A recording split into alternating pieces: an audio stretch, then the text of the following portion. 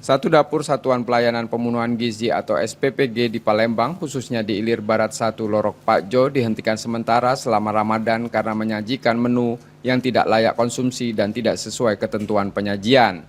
Kepala Kantor Pelayanan Pemenuhan Gizi Palembang menjelaskan penghentian ini berdasarkan temuan lapangan. Dapur diminta melakukan evaluasi menyeluruh, mulai dari pemilihan bahan baku, proses pengolahan, hingga standar distribusi makanan. Operasional dapur baru akan berjalan kembali setelah seluruh standar dipenuhi.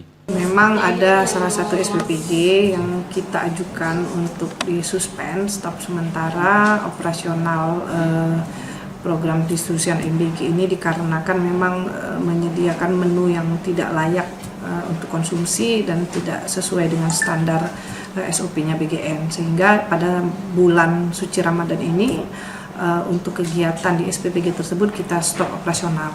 Untuk mengajukan kembali beroperasional kita harus melalui beberapa tahapan.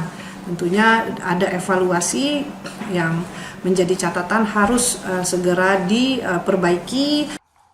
Langkah pengawasan dan penghentian operasional ini diharapkan menjaga kepercayaan terhadap program MBG, sekaligus memastikan keamanan untuk seluruh penerima manfaat.